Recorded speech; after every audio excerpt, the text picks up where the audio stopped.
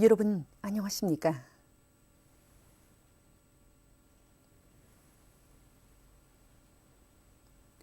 오늘은 11월 12일 금요일, 음력으로 10월 초여드립니다. 지금부터 중앙텔레비전 방송을 시작하겠습니다.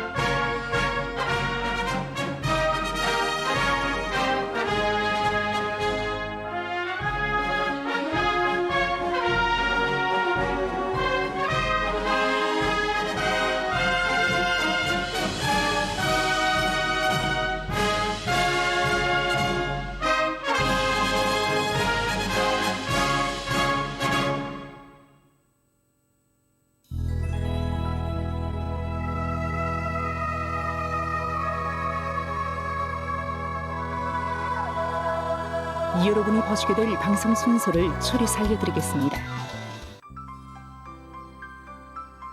15시 11분 류연석 소개 편집물, 위민 혼신의 12달, 사울이 전하는 이야기. 15시 40분 류연석 참관기, 위인 칭송의 고귀한 제보, 57번째 분입니다. 16시 6분 특집, 식물의 특이한 생존 방식, 2번째 분입니다. 16시 21분 럭화실황, 2021년 세계 국가 남자 배구 연맹전 중에서 브라질 팀과 아르헨티나 팀 사이의 경기를 보시겠습니다.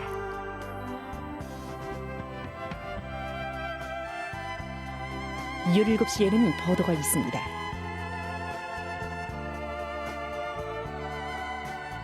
17시 10분 오늘의 중앙신문 개관. 노라스케 들으신 거 자전거 길에 들었으면 어떻게 해? 나 참. 17시 22분 아동 방송 시간에는 만화 영화를 보시겠습니다. 교통 질서를 잘 지키자요. 10일 롤러스케이트 할머니, 명수. 조금만 기다리라요.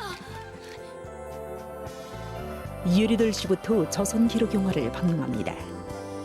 빛나는 삶의 품 30일 충성의 한길에서 용생하는 삶. 수모시에는 버더가 있습니다. 수모시 30분 석의 편집물, 력사와 전통, 계승에 대한 이야기, 8m 타닝반이 태어나기까지. 수모시 51분 석의 편집물, 자력으로 큰 구름을 내집는 강남군.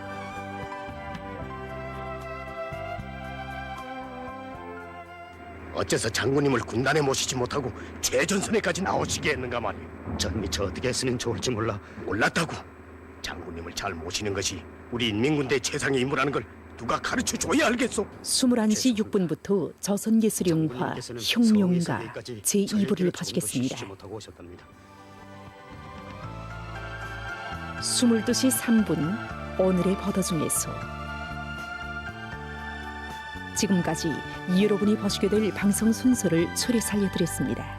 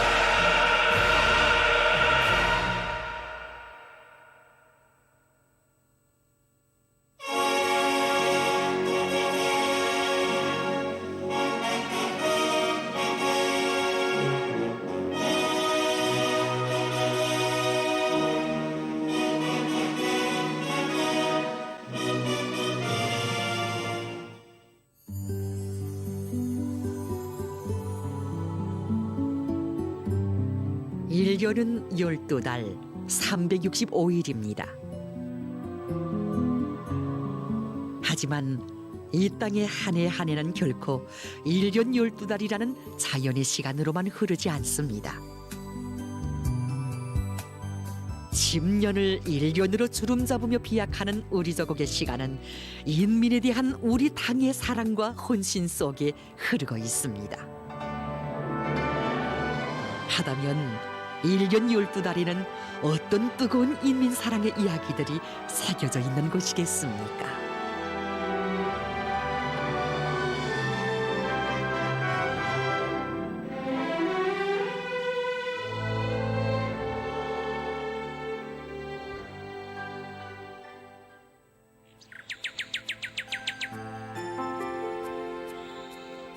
(4월입니다)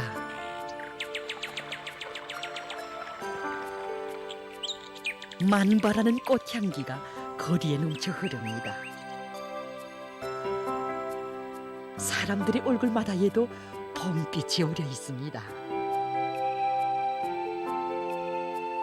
그러나 아름다운 이 4월의 풍치는 결코 봄 계절이 펼치는 자연의 모습만이 아닙니다. 해마다 태양절을 맞이하는 4월이면 우리 조국 땅에는 새로운 창조물들이 일떠섭니다.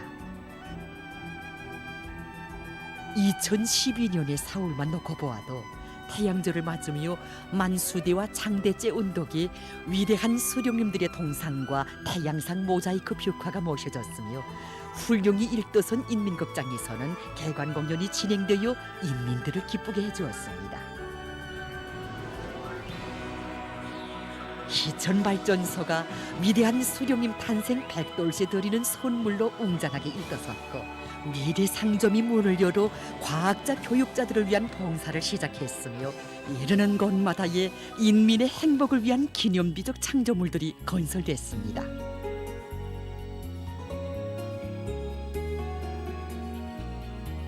우리 인민들이 즐겨 찾는 여기 만수교 고기 상점도 뜻깊은 4월에 준공식을 진행한 것입니다.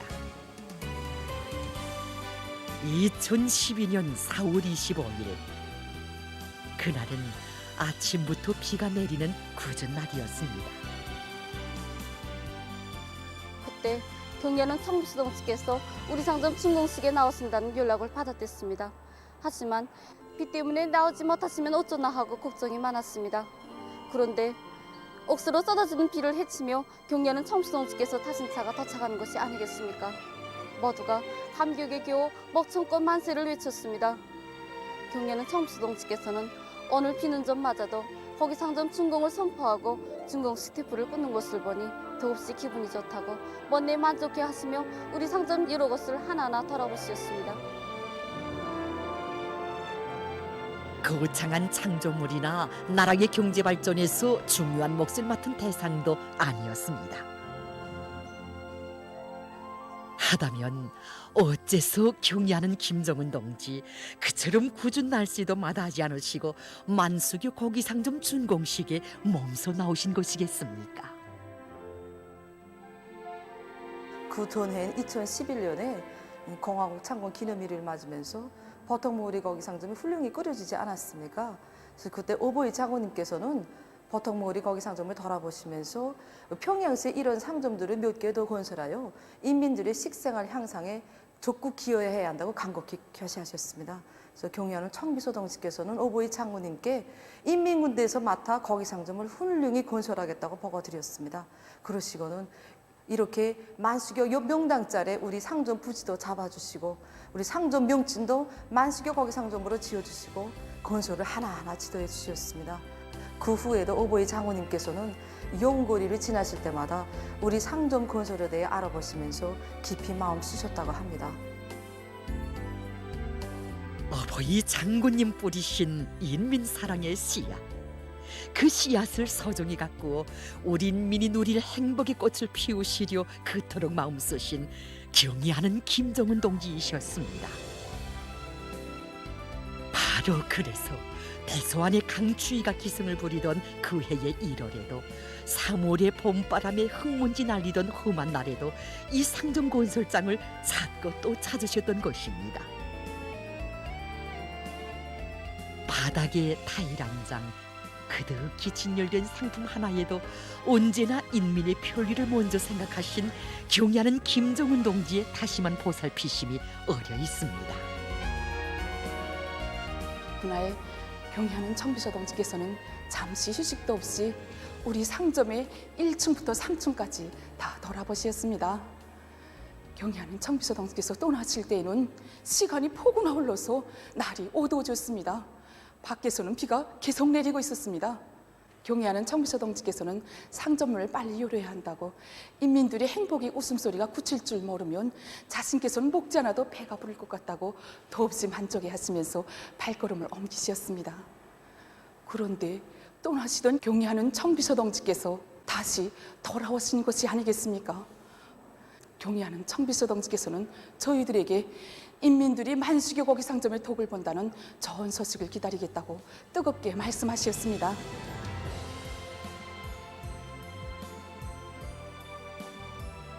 오늘 만수교 고기 상점에 와서 달걀이랑 고기랑 한가득 받아놨습니다. 평범한 날에는 다 몰랐는데 지금처럼 어려운 속에서도 변함없이 베풀어지는 사랑을 대하고 보니 더 눈물이 납니다. 이 고마운 운정에 보답하기 위해서 맡은 일을 더 잘하겠습니다.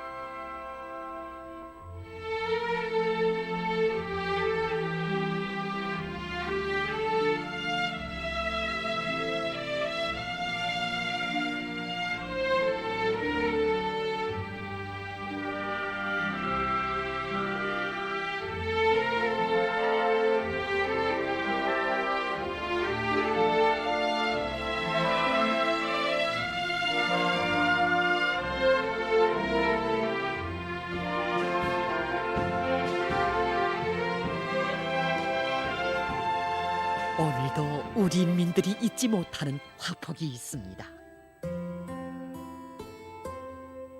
그날은 2012년 4월 30일이었습니다. 봄날이기는 했어도 한여름처럼 몹시 무덥고 바람까지 세게 불어 공사 현장에는 먼지가 마구 흩날렸습니다. 그러나 경리하는 최고사령관 동지께서는 이해는 아랑곳하지 않으시고 먼지일고 무더운 건설장을 오랜 시간 다돌아보시었습니다. 그날 경리하는 최고사령관 동지께서는 릉나인민유원지는 장군님께서 직접 발기하신 대상, 관심하시던 대상이라고 여러 차례나 곱씹어 말씀하시는 곳이었습니다. 나는 마음이 저도 모르게 이상해지는 것을 어쩔 수 없었습니다. 우리가 경리하는 최고사령관 동지와 위대한 장군님을 함께 모시고 있는 듯한 느낌이 들었던 것입니다. 위대한 장군님의 웅대한 구상과 현명한 용도가 그대로 이어져 실현되고 오직 인민을 위해 높이던 그의 뜨거운 숨결이 여전히 우리들에게 와닿고 있는데 어찌 그렇지 않겠습니까? 걸음걸음 어버이 장군님과 마음속 대화를 나누시며 옥을 다듬고 별을 새기듯 세심히 보살펴 주셨습니다. 유원지 명칭에서 인민이라는 두 글자를 빼놓으면 절대로 안 된다고 한평생 인민을 위하여 로고를 바치신 수령님과 장군님의 숭고한 뜻을 놓고 보아도 릉나인민 유원지라고 하는 것이 제일 좋다고 하시며 능라도에 인민의 꿈을 펼쳐주시던 경애하는 김정은 동지.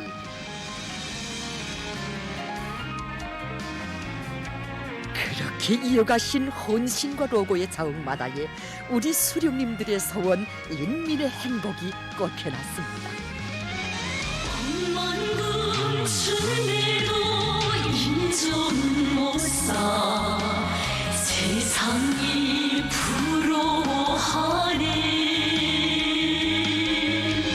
저 하늘 끝에도 비길 수 없는 무한한 인정의 세계.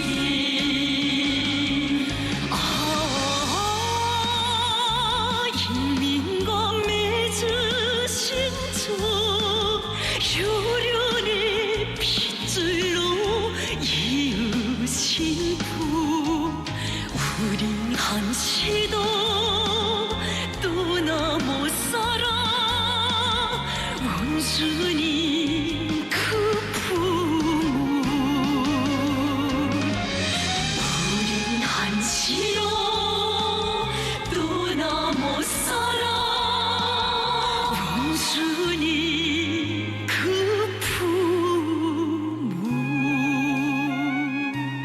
진정 이 땅에 일도서는 하나하나의 창조물들마다에는 위민 혼신의 길에 바치신 경애하는 김정은 동지의 땀과 고뇌가 뜨겁게 숨배어 있습니다.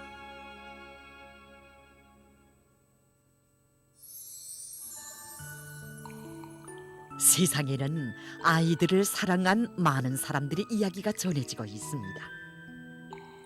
그 중에는 아이들을 키우는데 자기의 생애와 재산을 다 바친 교육자도 있었고, 어른이 뿔이라면 어린이는 싹이니 어린이를 더 높이 대접하라고 호소한 선각자도 있었습니다. 하다면 우리의 경애하는 김정은 동지께 있어서 아이들은 과연 어떤 존재이겠습니까? 경애하는 김정은 동지께서 준공을 앞둔 성동원 국제소년단 야영소를 돌아보셨습니다. 경애하는 김정은 동지께서는 야영소 군에 써붙인 세상에 부러몹소라는 구호를 보시고 정말 좋다고, 저 구호는 우리 아이들이 자기들을 나라의 왕으로 내세워주고 사랑해주신 위대한 수령님과 장군님, 우리 당에 대한 고마움을 그대로 터친 노래라고 말씀하셨습니다. 그러시면서 우리가 고생을 달게 여기며 투쟁하는 것도 우리의 아이들과 인민들이 세상에 부러움없이 살게 하려는 데 있다고, 저 구호를 보면 어려운 일도 웃으며 하게 된다고 말씀하셨습니다.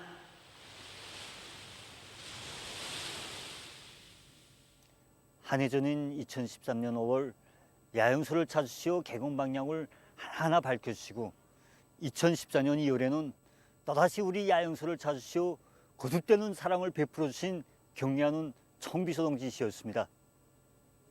독이 그때로 말하면 적들이 벌려놓은 반공학 소동으로 해서 우리나라 안팎에 긴장한 정세가 조성되었을 때였습니다. 이날 경애하는 청비서 동지께서는 중공을 앞둔 야영소를 하나하나 돌아보시면서 성동 국제선언단 야영소를 개건하면서 애로한 한간은 있었지만 고생한 보람이 있다고, 우리가 1년을 고생하면 조국은 10년 발전한다고 하시면서 이렇게 야영소를 개건해놓으니 얼마나 좋은가, 이런 멋에 혁명을 한다고 뜨겁게 말씀하셨습니다. 그런데 그 다음날 경애하는 청비서동지께서 우리 육아원 애호건 문화들을 위한 1월 8일 수산사업소를 찾으신 소식이 또다시 전해지었습니다. 그 소식을 듣는 순간 장군님은 전선으로 아이들은 야영소를 하는 그 노래 구절이 생각나면서 한평생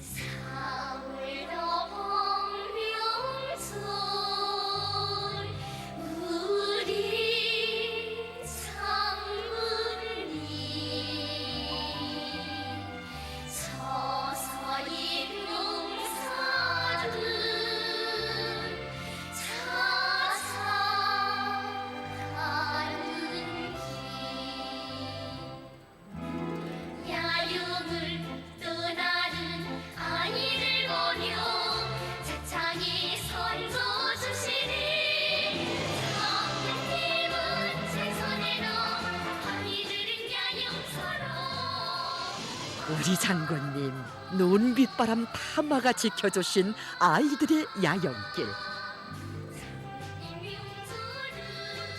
그 기류에 햇빛과 웃음을 더해주시려 경애하는 김정은 동지께서는 멀고 험한 전선길, 바람 부는 포구길도 기꺼이 걸으셨습니다. 후대들의 행복한 모습에서 인생의 희열을 찾고 흉명하는 보람을 느끼시는 분.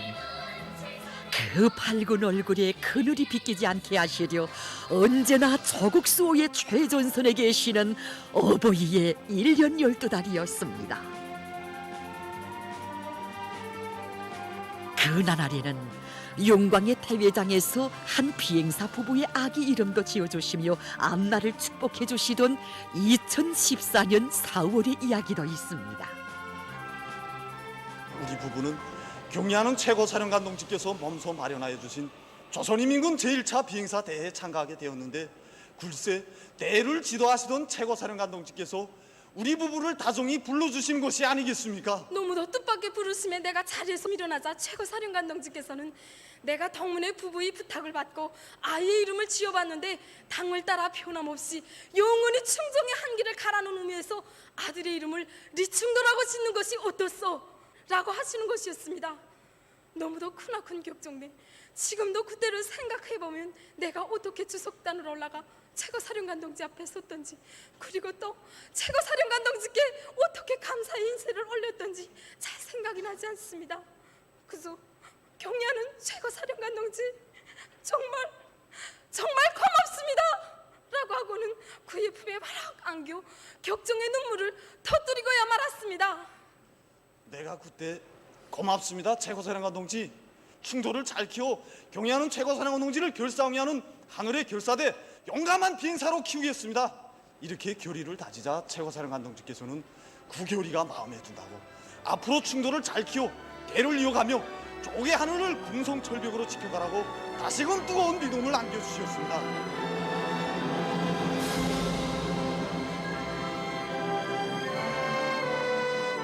가슴 뜨거운 그 화폭들은 그대로 경애하는 김정은 동지의 승관, 인생관, 후대관을 이야기하고 있습니다. 위대한 수령님들의 뜻을 받들어 내 나라를 사회주의 강국으로 일도 세울 수만 있다면 한 몸이 그대로 하나의 모래알이 되어 후대들이 걸어갈 기로에 뿌려진데도 더 바랄 것이 없다. 이런 멸사복무에 각오를 나누시고 비가 오나 눈이 오나 인민이 한 길에 계시는 우리의 경애하는 김정은 동지.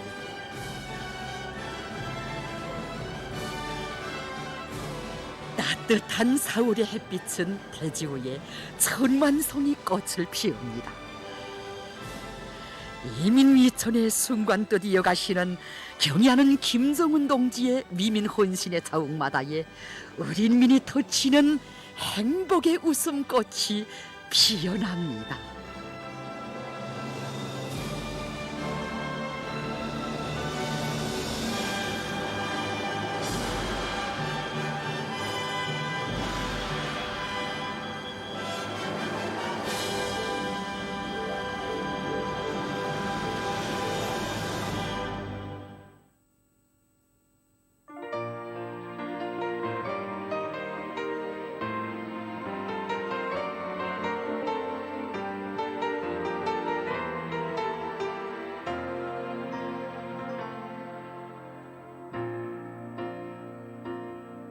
나의 간절한 소원 그 누가 들어준다면 부디 하늘을 나는 날개를 주려마 저물리 아득한 창공을 새처럼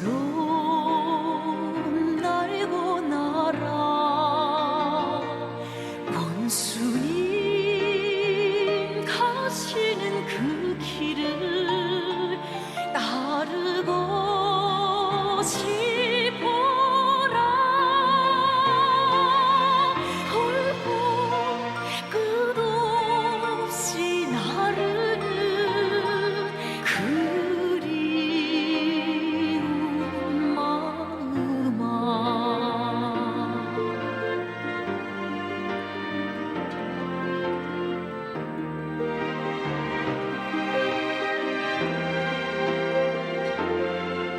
그 품 그리워하는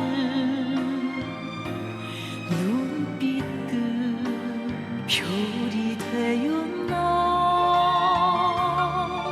이 밤 하늘 가득히 별물이 흐르네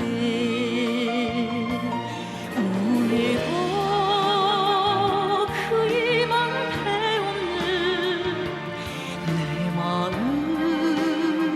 별이 되어 원수님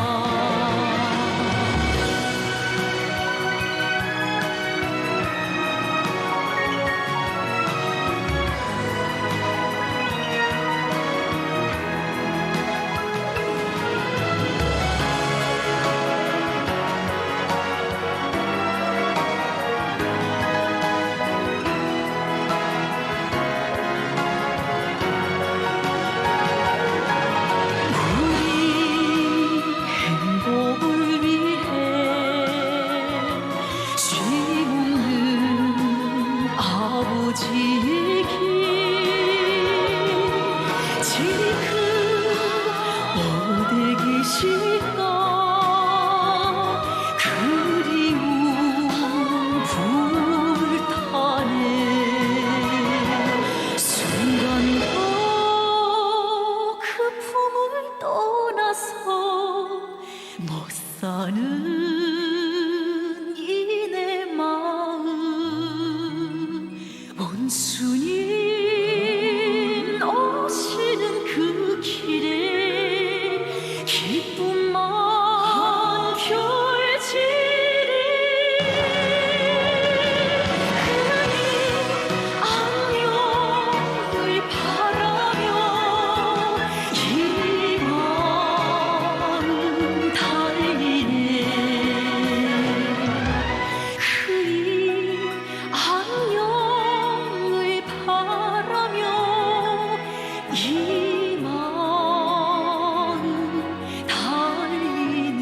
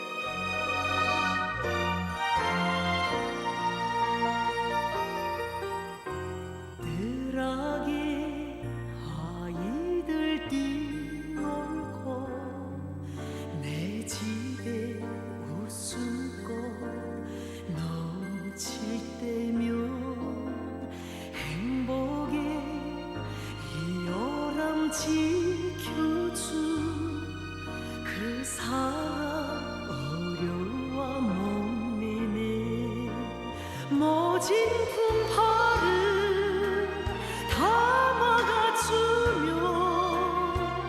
보살펴 주시는 원수님 뜨거운 종이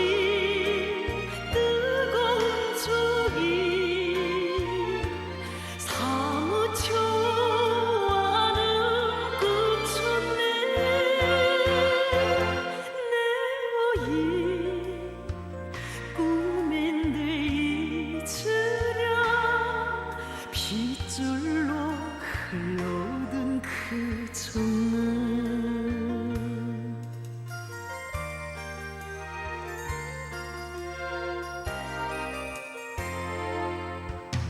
창밖에 빗바람 세차도 마음에 그늘이 있었던가 금속 곁에서 울려와 언제나 근심을 몰랐네 햇빛을 안고 절리 말리지 찾아오시는 온순이 사랑의 자우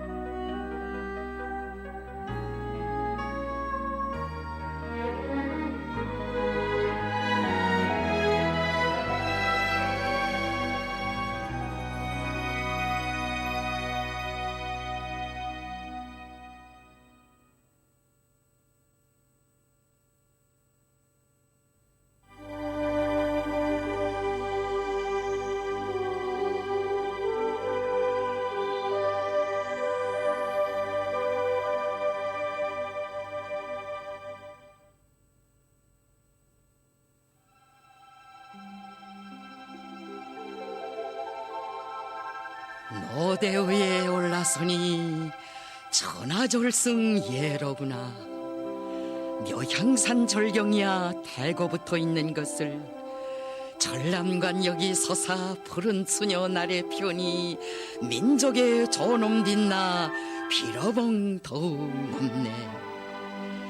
만산의 붉은 단풍 가을마다 붉었으리 노동당 새 시대의 햇빛도 찬란하니 단풍도 고하라 더욱 붉게 물들면서 산천에서 넣느나 이 나라 새 역사를 사대로 만국으로 순환도 많던 땅에 온 세계 진선사절 구름같이 찾아든다.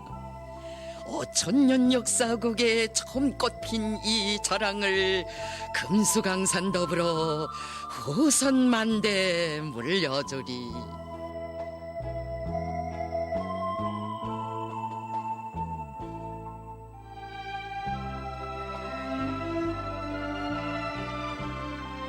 역사의 광풍을 짓부시고 우리 저국을 불패의 사회주의 강국으로 빛내주시는 경애하는 김정은 동지. 여기 국제친선전람관의 선물들은 절세의 위인을 따르고 받드는 인류의 다함없는 칭송과 매혹의 세계를 뜨겁게 전하고 있습니다.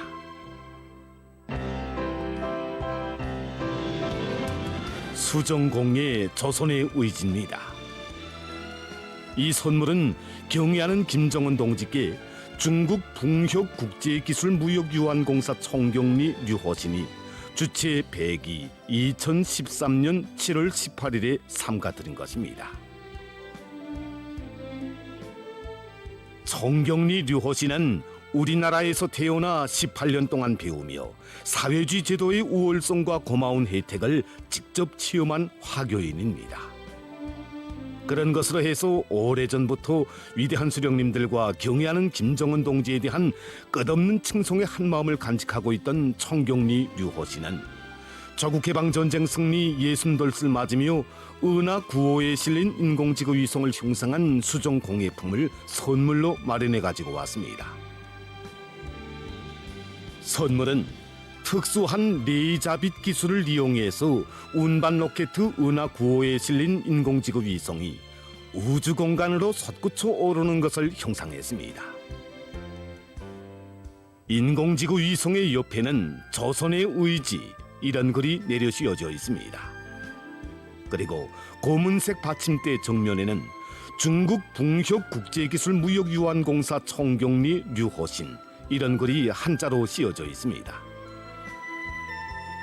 수정공예 조선의 의지는 길이 240mm, 높이 235mm, 높이 570mm이며 무게는 75kg입니다. 도서 강성대국으로 나아가는 조선입니다. 도서는 경애하는 김정은 동지께 일본 에히메 현대조선문제연구소 대표 나다 다카시가 주체 100일 2012년 4월 15일에 삼가 올린 것입니다.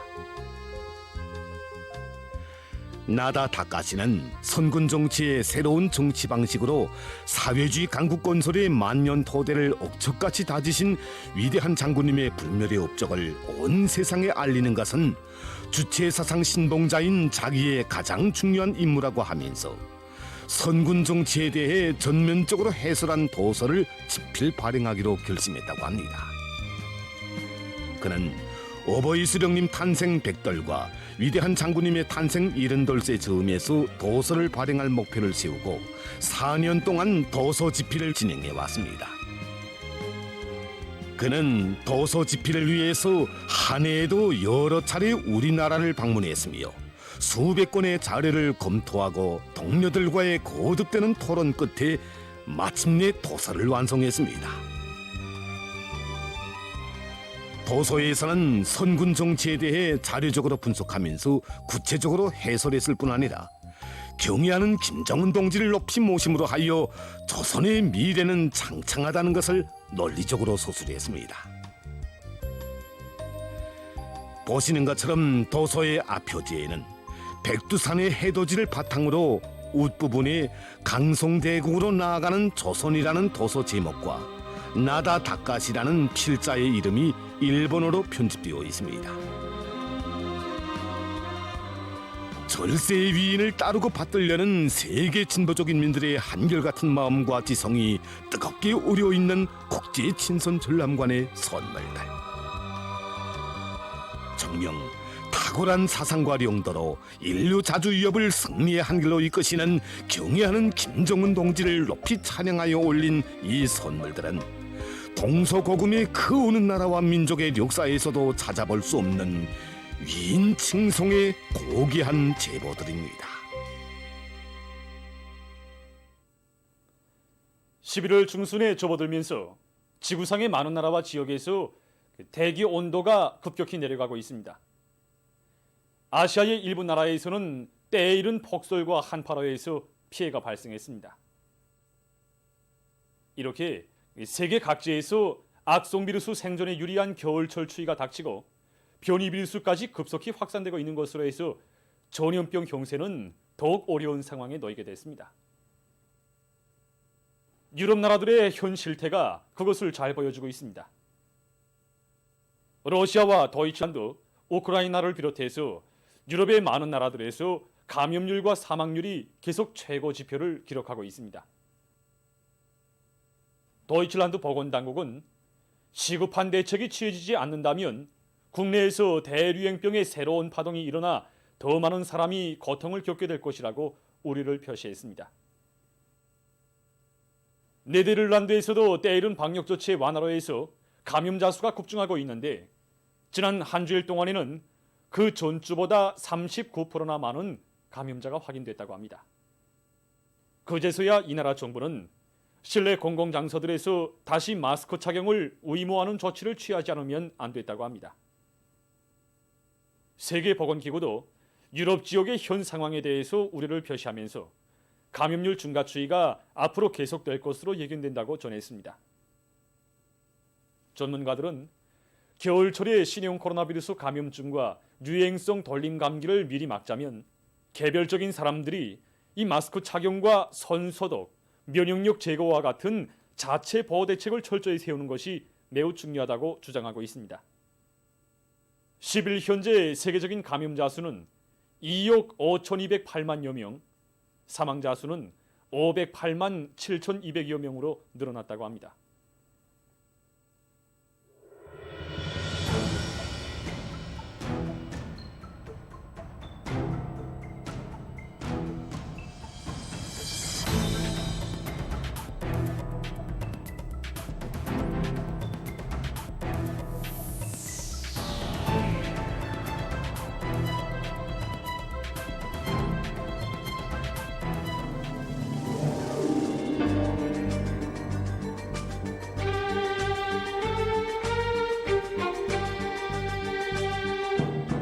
여러분, 지금 세계적인 대유행 전염병 사태가 억제될 기미는 조금도 보이지 않고 계속 확산되고 있습니다.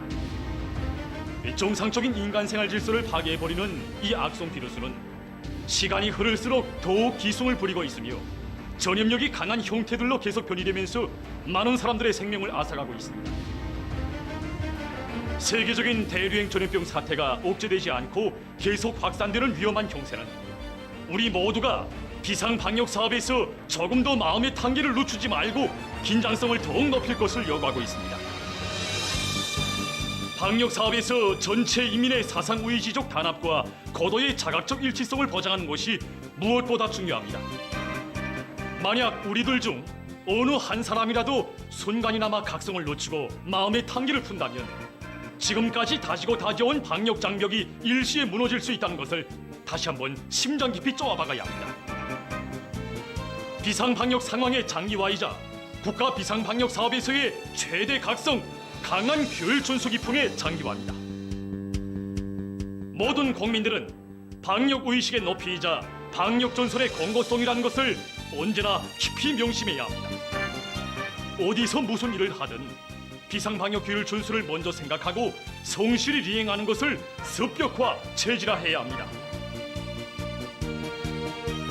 조국과 인민의 안전을 사수하기 위한 오늘의 방역 대전에서 일꾼들은 자기 지역과 단위의 방역 안전을 당과 국가 앞에 전적으로 담보하겠다는 철저한 각오와 높은 책임성을 견지해야 합니다. 모든 사업의 첫자리에 방역 사업을 놓고 완벽하게 집행하기 위해서 늘 머리를 쓰고 완강하게 실천해 나가야 합니다.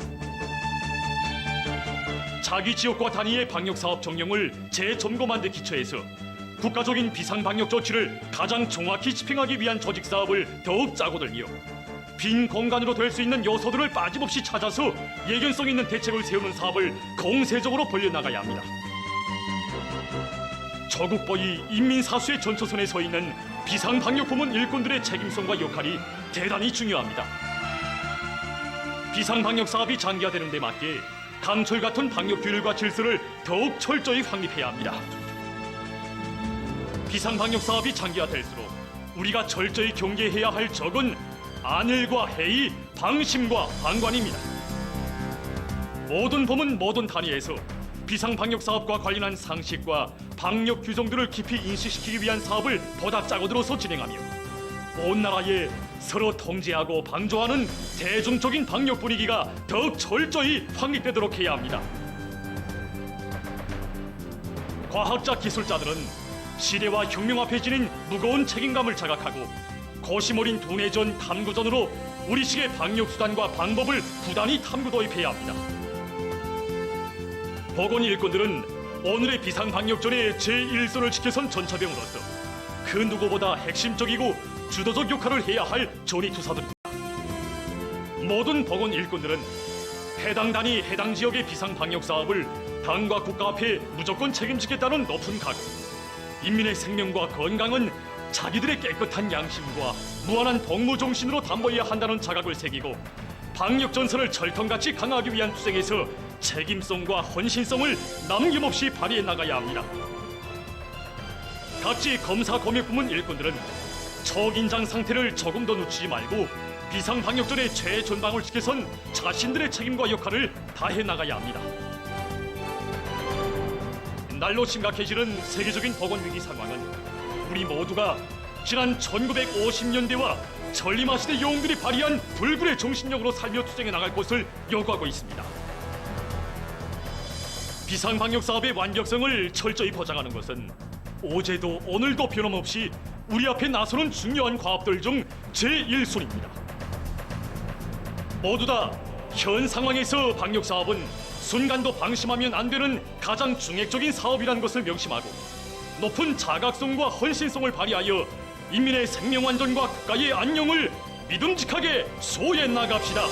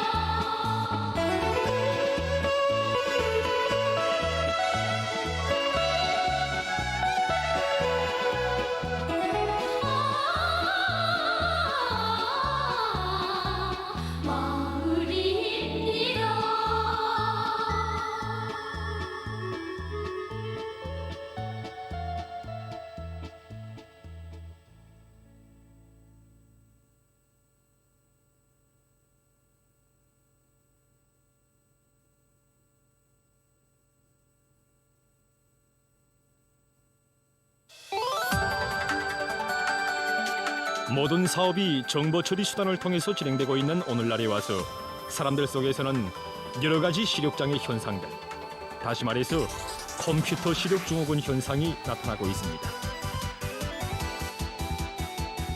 이것은 누구에게나 시력 보호를 위한 일에 더 많은 관심을 돌릴 것을 권고하고 있습니다.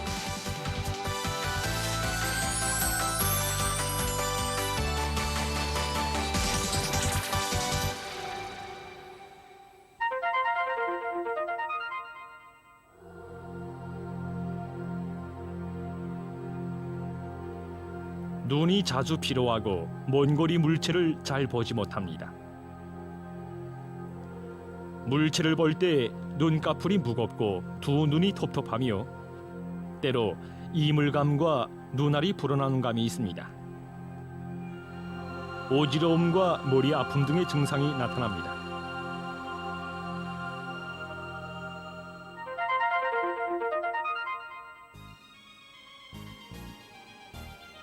일반적으로 2시간 이상 컴퓨터를 이용하면 눈알이 건조해지고 피로가 쉽게 옵니다. 30분 정도 컴퓨터를 사용한 후에는 반드시 눈을 휴식시키는 버릇을 붙여야 합니다. 눈 휴식은 먼 곳에 있는 물체를 보거나 눈을 깜빡이며 5초 이상 눈을 감고 있는 방법으로 합니다.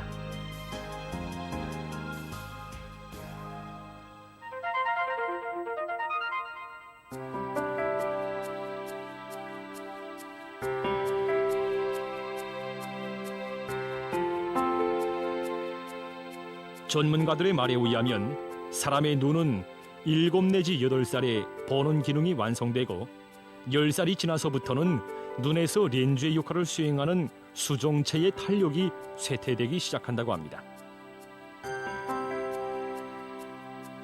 그러므로 3살부터는 정상적으로 시력 검사를 받아야 합니다.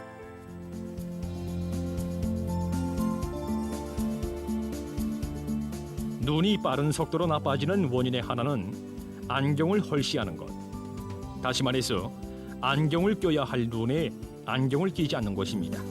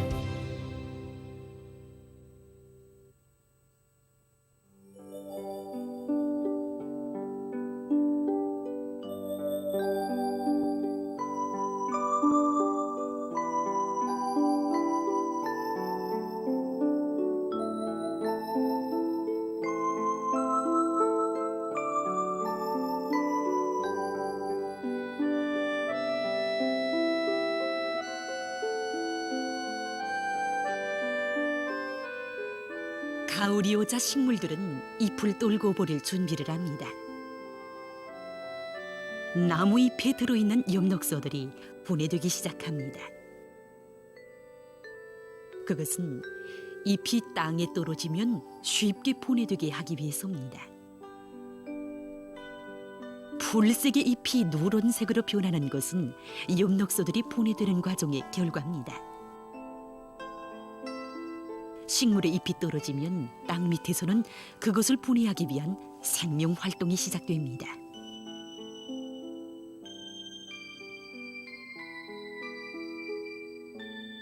굵기가 몇 미크로미터 정도인 가느다란 균실들이 수없이 엉켜 있는 이것은 진균식물의 균실체입니다.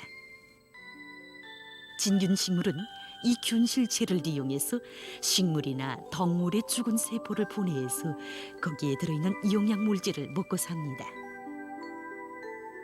자연계에는 곰팽이나 혐오, 보석과 같은 다양한 진균식물들이 존재합니다. 진균식물에는 엽록체가 없으므로 연호식물들과 달리 비답성을 하지 못합니다. 그 대신 이렇게 이미 존재하는 유기 물질을 분해해서 그것을 이용량 물질로 받아들입니다.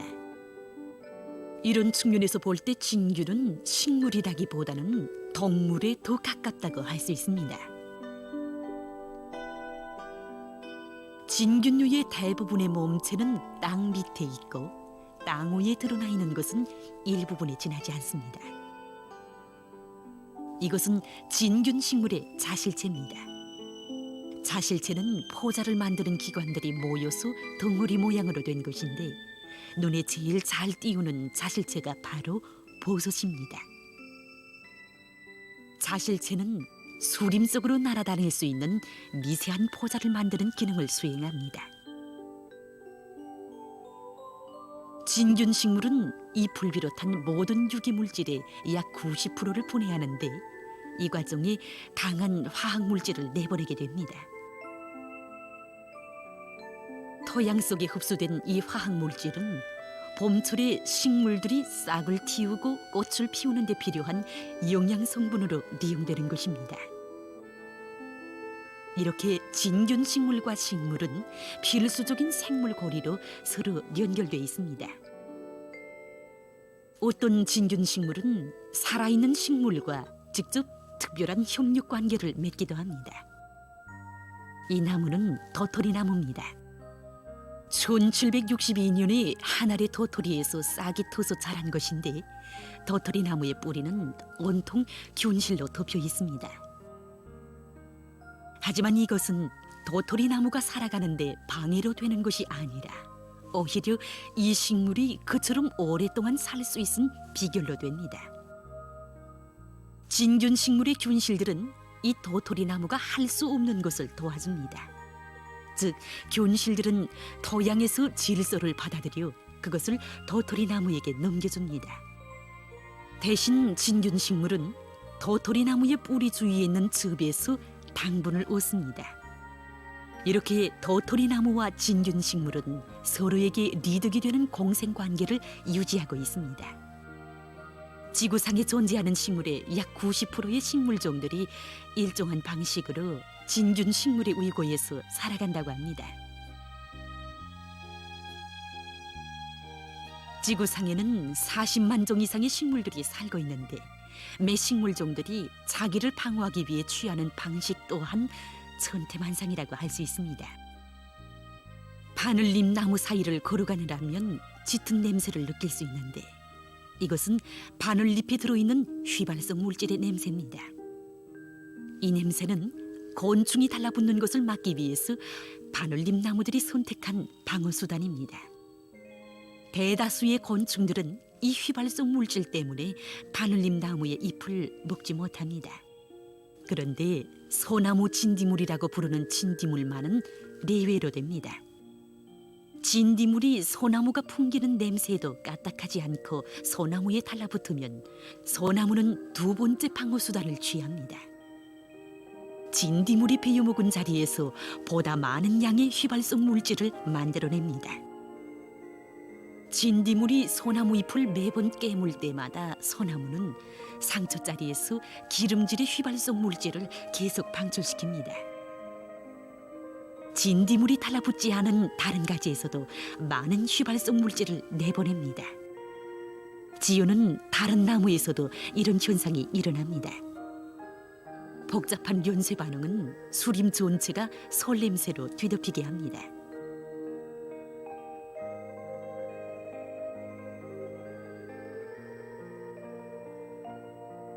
이 솔냄새는 소나무 진딧물을 먹고 사는 좀벌레에게 있어서 어서 빨리 와달라는 신호로 됩니다.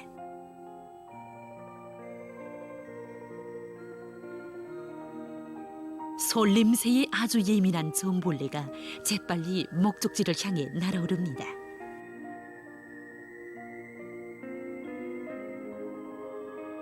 좀벌레는 솔냄새가 가리키는 방향을 따라가면서 소나무에 붙은 진딧물을 제꼭 잡아냅니다.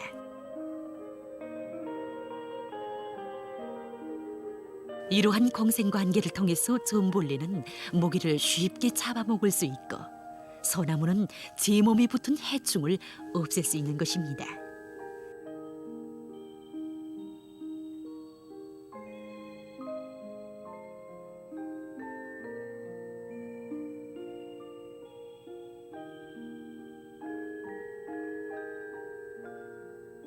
식물들 가운데는 시수투수 풀과 같이 잎에 들어있는 기름 물질을 특이하게 이용하는 식물도 있습니다. 이것은 지중해 지역에서 사는 시수투수 풀인데 대기 온도가 32도씨까지 올라가면 잎에 들어있는 기름 속 물질은 저절로 불붙습니다.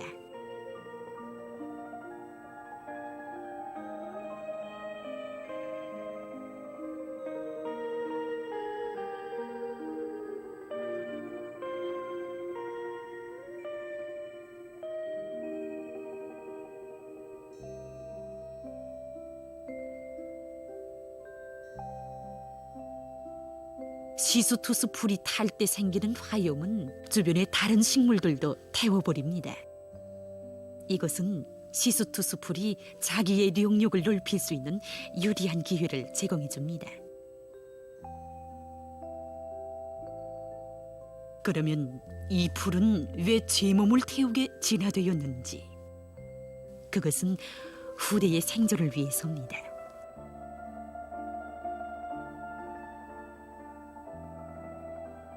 재 속에서 새로운 시수투수 풀의 후대가 빠른 속도로 자라납니다.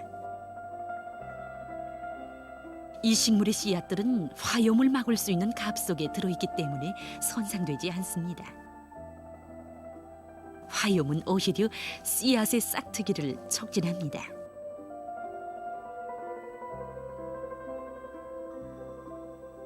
어떤 식물은 동물로부터 자기를 방어하기 위해서 아주 특이한 방식을 선택하기도 합니다. 이것은 코피나무의 일종인데 원산지가 인디아 양의 남서부에 있는 로드리게스 섬입니다. 현재 이 나무는 멸종되어 로드리게스 섬에서 사라져버렸다고 합니다. 과학자들은 이 식물을 구원하기 위해서 간신히 남은 이 식물의 가지 하나를 가지고 클론 기술을 이용해서 나무 표본을 자래왔습니다. 그런데 나무 표본들에서는 꽃은 피었지만 싹이 틀 수 있는 씨앗이 생겨나지 않았습니다. 그래서 과학자들은 연구 끝에 이 식물의 씨앗이 발육하게 하는 데 성공했습니다. 하지만 씨앗에서 자란 식물은 본래의 식물과는 전혀 다른 모습의 식물이었습니다. 과학자들은 뭔가 연구에서 착오를 범했기 때문이라고 생각했습니다. 그러나 이 식물을 관찰하는 과정에 어릴 때와 다 자랐을 때의 모양이 전혀 다르다는 것을 알게 됐습니다. 이 거북이는 로드리게스 섬에서 사는 큰 거북이인데 나무 잎을 먹는 것을 특별히 좋아합니다. 이 식물은 어릴 때에는 잎이 아주 가늘고 어두운 풀색을 띠기 때문에 시력이 좋지 못한 거북이는 그것을 전혀 발견하지 못합니다. 자라면서도 이 식물의 잎은 여전히 가늘고 어두운 빛을 띱니다.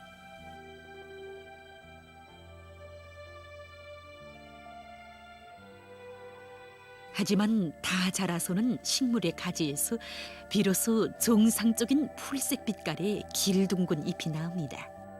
그리고 꽃도 피웁니다. 이때에는 큰 거북이가 아무리 긴 목을 빼들어도 닿지 못하게 됩니다. 이렇게 어릴 때에는 잎의 색이나 모양이 전혀 다르다가 자라면서 판이하게 변하는 것은 식물이 가지고 있는 특이한 생존 방식 중에 하나입니다. 이 식물은 아름이라고 부르는데 천남송과에 속한 식물입니다.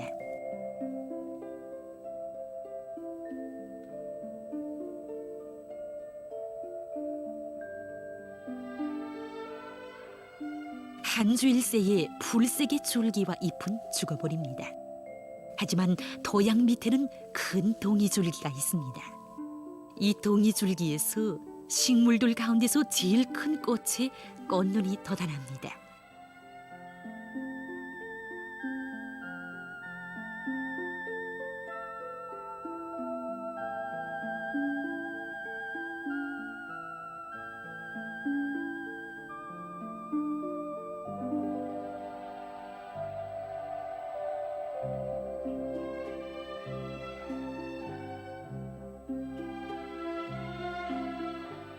꽃이 피면서 그 중심에서는 뾰족탑 모양의 살진대 꽃자리가 생겨납니다.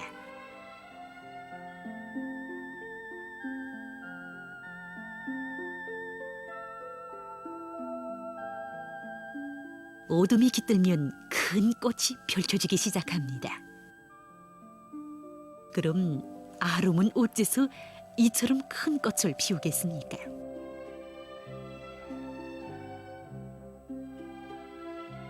이 꽃의 기능도 다른 꽃들과 마찬가지로 꽃가루를 나르는 곤충을 끌어당기기 위해서입니다. 열수감 촬영기로 보면 이 식물의 꽃대 밑부분의 온도가 주변의 다른 식물들보다 높다는 것을 알 수 있습니다. 규칙적인 열동으로 열은 높아지는데 꽃대가 제일 뜨거울 때의 온도는 37도씨 정도라고 합니다. 꽃의 온도가 올라가는 것과 동시에 꽃 안에서는 실 모양의 꽃가루가 만들어지기 시작합니다.